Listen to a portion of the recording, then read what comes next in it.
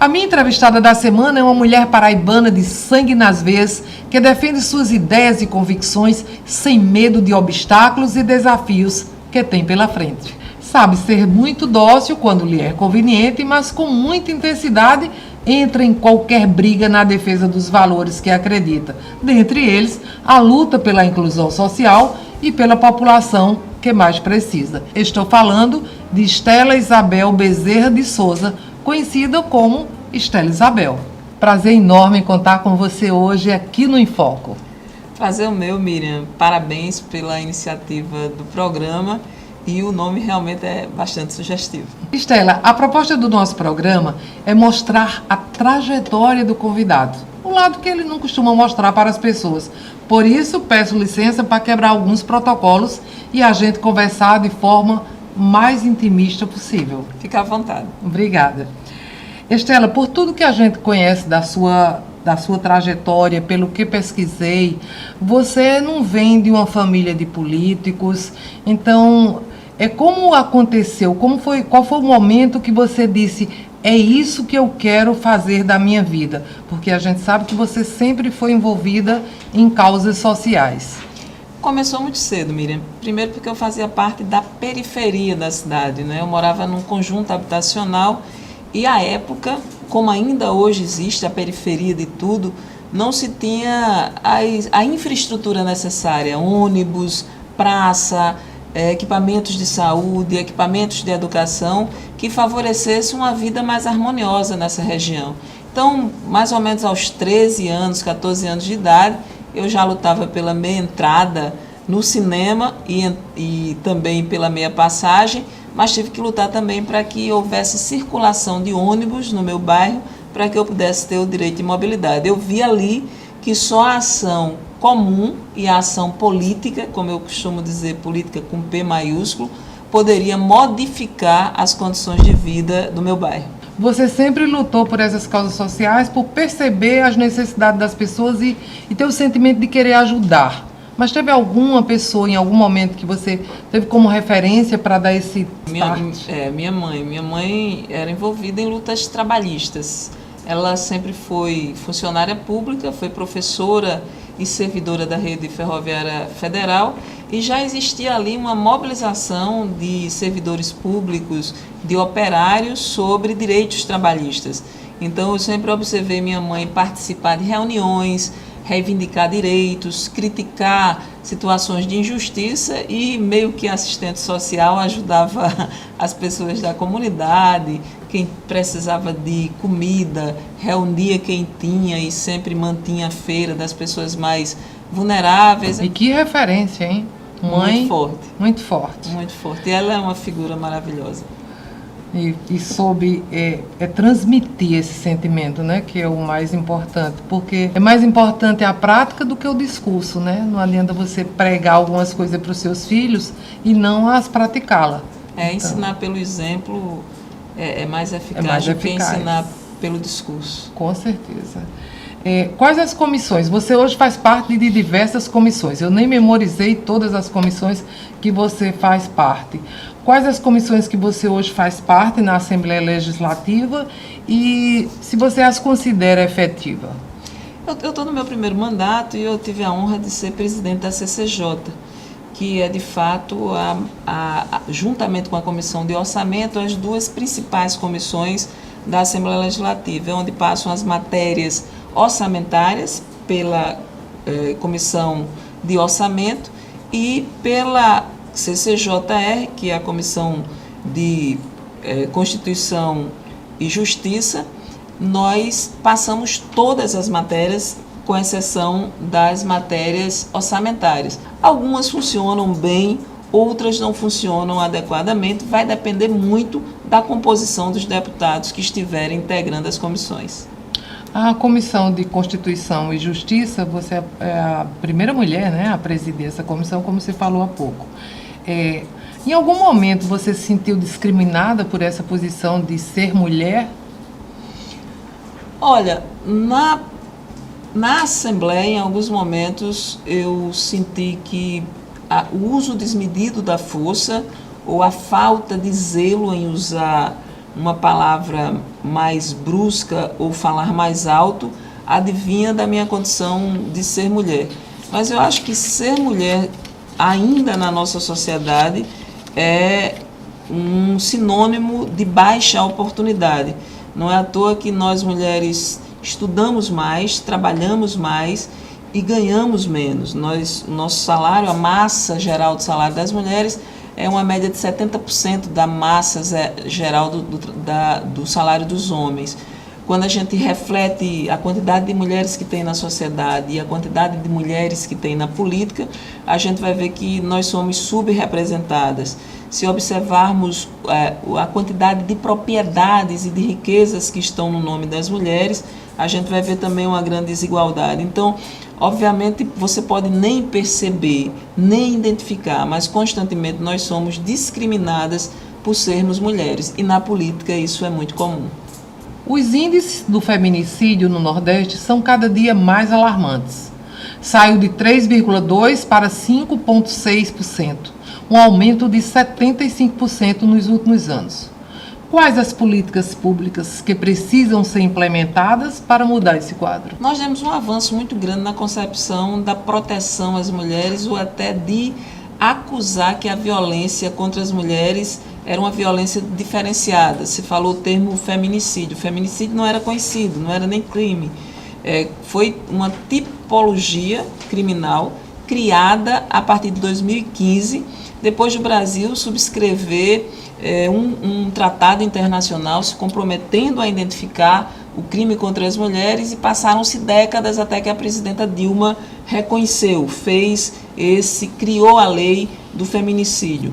Nós, aqui na Paraíba, enquanto eu fui secretária de Políticas para as Mulheres do governo municipal de Ricardo Coutinho à época, nós criamos o primeiro centro de referência de atenção às mulheres vítimas de violência. As horas que nós trabalhamos cuidando, lavando, alimentando, administrando, isso não ser um trabalho compartilhado. Então, existem muitos lugares para se mover a roda que discrimina as mulheres e que torna as nossas vidas tão sem valor. E ainda transformam isso, tentam transformar em uma coisa lúdica, né?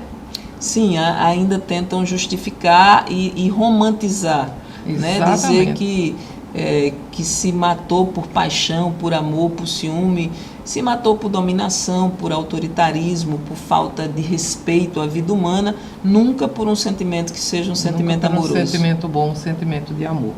A que você atribui, você falando inclusive todas as discriminações que ainda permeiam sobre a mulher? E a gente percebe que na política, que é onde ela poderia mostrar a sua capacidade intelectual e fazer a diferença e tentar contribuir com essa mudança, a participação da mulher ainda é muito tímida. A que você atribui? Haja visto que em outros países, até do Oriente Médio, a participação, a representatividade é bem maior do que a nossa no Brasil. A que você atribui isso? Na nossa experiência histórica, é como se a política é uma competição, é uma concorrência. Você tem que ser aprovado pela população e ter um número de votos para representar aqueles interesses. Pensando de maneira bem pragmática, assim, ou então pensando de uma maneira meio que alegórica, é como se o homem tivesse numa prova de 100 metros e a mulher tivesse numa prova de 400 metros com barreira, valendo o mesmo prêmio. Uhum. E o homem começa a vida pública, assim, o incentivo à fala pública masculina é muito grande, o respeito à fala pública masculina é muito grande. Quando uma mulher está falando um pouco mais alto, é que ela é histérica ou desequilibrada. Um homem é porque ele é forte e tenaz. As pessoas já julgam que deve ser assim. Às vezes a gente observa numa fotografia, hoje mesmo alguém me chamou a atenção, houve uma reunião da base do governo, com o governador, uma reunião política, e a única mulher que estava na fotografia era eu, basicamente. E está explícito a desigualdade, como é que nós somos metade ou mais da metade da população e estamos subrepresentadas. Aí as pessoas dizem, não, é porque mulher não vota em mulher. Não é isso, as mulheres sequer chegam a candidatas com condições de disputa. Nós temos um caminho muito tortuoso, é como se a porta nossa fosse muito estreita para uma porta muito larga que chama e que incentiva os homens à participação política. Mas você não acha que a mulher também tem sua participação, tem sua contribuição nesse processo? Haja visto que quando acontece determinado comportamento dessa natureza que você colocou há pouco aí, ela também se retrai, ela também se sente um pouco até diminuída, inferiorizada naquele momento e talvez até pela sua própria condição cultural, ela se retrai e ela não luta, e poucas mulheres vão tão em frente, elas são tão guerreiras como você, que é um exemplo disso. A maioria é mais angelical, mais tímida e fica achando que talvez seja grosseiro ela impor ali sua vontade.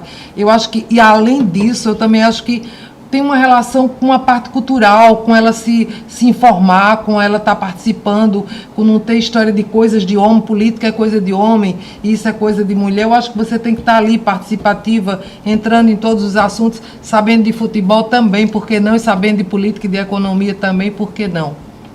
Olha, essa é uma questão muito provocativa mesmo. Eu sinto que as mulheres podem até ser copartícipe desse processo, mas de fato não são determinantes. Essa ordem que a deixa mais tímida ou retraída, ela é muito forte, ela é muito tenaz. Eu que basicamente transito nesse espaço há muito tempo, já fui secretária de planejamento, secretária de orçamento, secretária de comunicação, tive que lidar com ambientes muito masculinos. Não é só uma questão de autoestima ou de força, né? É uma questão de legitimidade. Algumas mulheres terminam não conseguindo ter a legitimidade. A Paraíba, por exemplo, foi um período, teve 6 mulheres como deputada estadual, uma das maiores bancadas que nós já tivemos, mas isso não se sustentou. Se o Brasil tivesse uma política de favorecer e de dar igualdade à participação das mulheres, nós teríamos hoje pelo menos 30% de participação feminina, de representação feminina na política.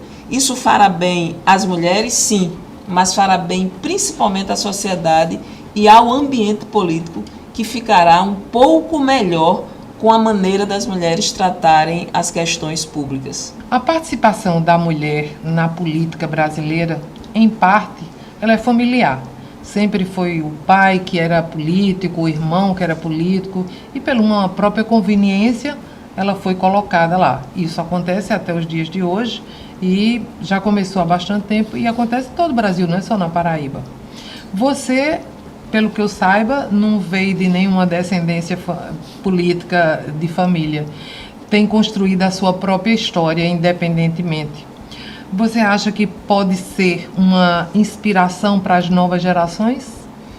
Acho, Miriam. E acho também que, assim, no Nordeste como um todo, pensar a política como coisa de família não é só um privilégio das mulheres. Você tem castas e mais castas em várias regiões do estado e fora do estado da Paraíba que são tradicionalmente da política. As mulheres, na ausência de um homem que ia herdar aquele lugar, foram percebidas como também capazes. Às vezes uma mulher tinha mais talento que o próprio homem da família para receber aquela hereditariedade. O que a gente tem dito é que política não é coisa de herança de família. A política é uma vocação, é um sacerdócio, é uma capacidade de, num tempo e na história, você se dispor a servir o bem comum, o interesse comum, né? Quando a disputa do interesse é mediada pelo coletivo e não pelo individual, nem pelo particular, a gente tem um governo mais democrático, um governo que produz inclusão social. Acho que essa é um pouco a diferença de um governo socialista, que pode ser bem representado pela gestão de Ricardo Coutinho e que eu tive orgulho, desde 2005, de ser uma contribuidora. O meu ideal político é a democracia, para que todo homem seja respeitado como indivíduo e nenhum venerado. Albert Einstein. Como você analisa?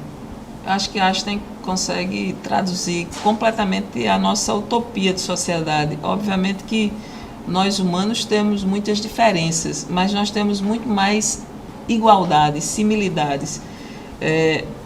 Isso sugere que o mundo pode ser mais igualitário. Poderia. O maior gênio da humanidade, com certeza. Nós temos alguns, muitos, mas ele se destaca de fato pela pluralidade.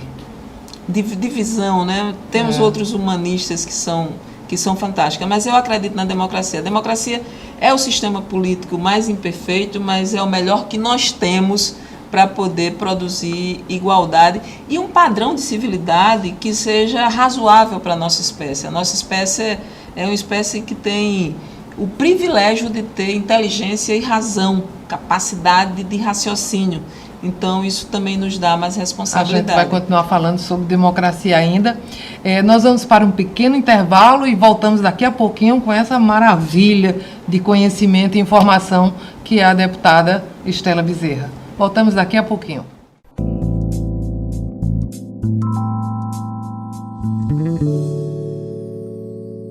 Voltamos agora com Estela Bezerra falando sobre democracia e fazendo uma análise, Estela, desse momento caótico que o Brasil está passando. Se você ainda continua acreditando que essa democracia é o melhor caminho? Eu acredito, Miriam. Eu acho que não existe outro caminho que não seja o caminho da democracia. Não é o mais fácil, porque ele requer conhecimento, envolvimento, capacidade de abrir mão de algumas questões para poder construir coletivamente e, às vezes, você também faz um debate com... O seu opositor é muito grandioso, assim, a luta é muito desigual, a luta dos muitos, dos pequenos contra os grandes e as grandes corporações, a luta da economia contra o direito, a luta do meio ambiente contra a concentração de riqueza, a luta, essas lutas colocadas nessa escala me parecem muito grandiosas, quando você diz assim, a luta das mulheres contra os homens, a luta dos negros contra os brancos.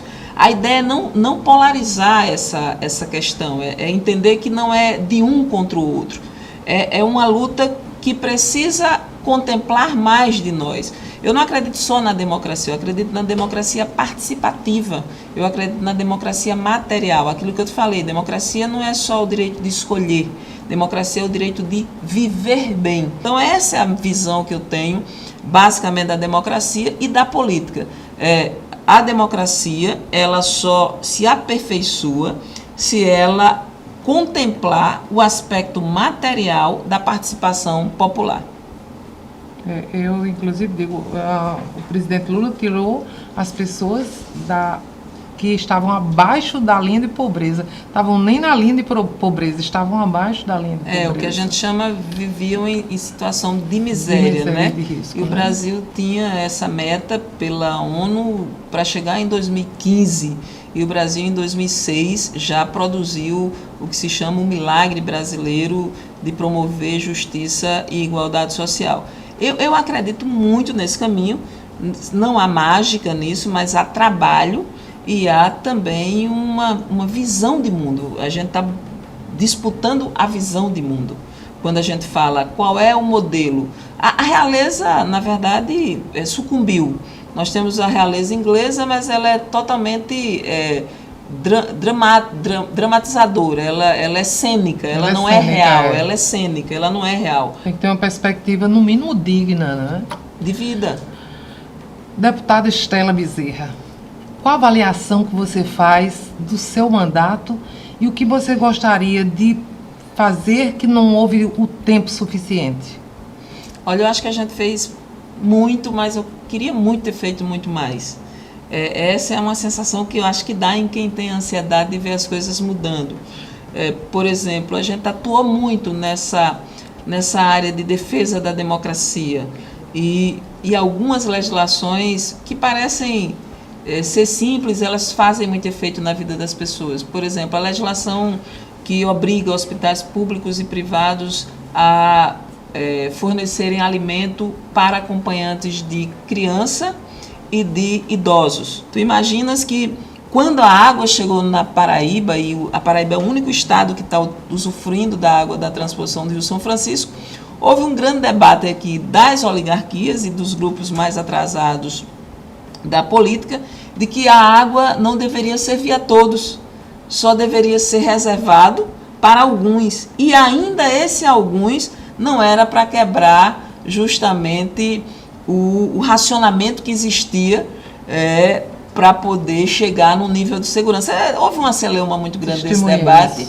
E eu tive a oportunidade de favorecer os mais humildes, mas também a cadeia produtiva daquela região a ter visão de qual era o seu direito e fortalecer no sentido do direito. Mês passado tive a oportunidade de ir com o governador entregar os equipamentos que foram resultados não só do trabalho do Procas, mas também dessas audiências que nós realizamos. Então, tem umas coisas muito bacanas, mas tem uma sensação muito grande que tem muito ainda por ser feito. Que bom que ainda tem para ser feito, né? E você está aí esperando essa oportunidade. Nós vamos agora para um pequeno intervalo, daqui a pouco a gente volta e eu vou deixar uma pergunta no ar. O que é que ainda te sensibiliza no meio desse trabalho que você desenvolve? O que é que ainda lhe toca? A gente volta já já.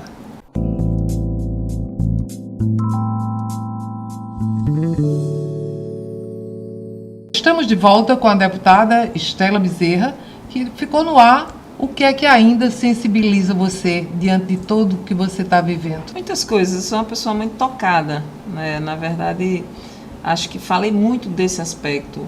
A política deve servir para produzir bem comum e para favorecer a vida das pessoas em qualquer momento da sua vida, mas principalmente os mais vulneráveis. E nós vivemos num planeta e num país ainda com muitas desigualdades, que não são só de ordens materiais, às vezes de ordem também de preconceito. Pensar um mundo onde quem é negro, e o Brasil é muito negro, tenha menos oportunidade, ou seja maltratado, ou seja discriminado por isso, né?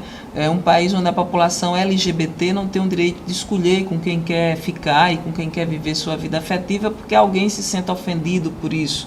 Ou uma pessoa com deficiência não tenha o acesso a ir praticar qualquer lazer porque a cidade é um obstáculo para ela. Ou uma pessoa idosa não poder usar uma roupa determinada ou fazer alguma atividade porque alguém considera que ser idoso é feio, e idoso deve estar dentro de casa. Não é para a idade dela. Não é para a idade dela. Então, eu sou tocada por muitas questões e acho que ainda há muito que ser feito nessa esfera do respeito às pessoas e à diversidade. As pessoas costumam dizer todo mundo é ser humano, mas me parece que alguns são mais humanos que os outros, dependendo dos traços e das características que têm.